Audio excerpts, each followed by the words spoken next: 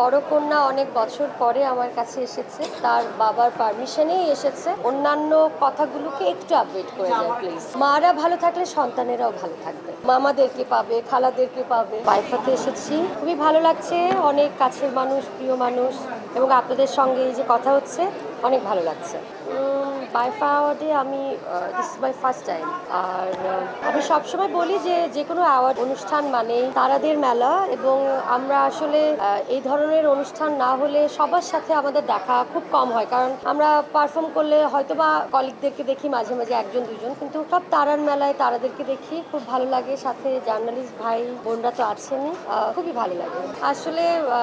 আপনারা তো, আপনাদেরকে কি বলবো, যে আপনাদের কলমের জোর অনেক, তারপরে এখন তো অনলাইন প্ল্যাটফর্ম, কি বলবো, অনেক অনেক কিছু আসলে খুব সহজে উঠাতেও পারেন, খুব সহজে নামাতেও পারেন। সো আমি আসলে খুব একটা গসিপিং পছন্দ করি না। যখন একটু কাজ থেকে একটু দূরে থাকি, আমি আমার বাচ্চাদেরকে টাইম দিতে পছন্দ করি। তো আমার বড় কন্যা অনেক বছর পরে আমার কাছে এসেছে আপনাদের দোয়া ভালোবাসায়, এবং তার বাবার পারমিশনেই এসেছে। তো সবকিছু মিলিয়ে ফ্যামিলি নিয়ে খুব ভালো আছে আলহামদুলিল্লাহ। আমার মনে হয় আজকে একটা সুন্দর প্রোগ্রামে আছি। আমরা একটু কষ্ট বা একটু অন্যান্য কথাগুলোকে একটু আপডেট করে যাই প্লিজ। মা হওয়ার আগের একটা এক্সপিরিয়েন্স ছিল, আর যেহেতু আমার নিজের দুটি কন্যা সন্তান আছে, তো আমি সবসময় মনে করি যে মা না থাকলে আসলে সেই সন্তানটাই আসলে সেটা ফিল করবে। তো আমার মা বাবা দুজনেই বেঁচে আছেন আলহামদুলিল্লাহ। আর আমি নিজেও একজন যেহেতু মা, সন্তানরা দূরে থাকা বা একটা কাজে যাওয়ার আগে মায়ের যে প্রার্থনা থাকে রবের দরবারে, এটা শুধু মাই জানে।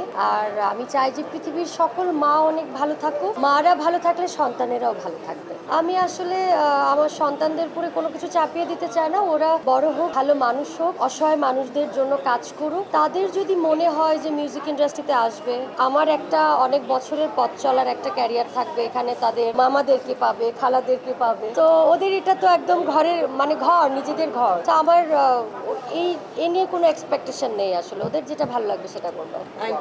Thank you so much.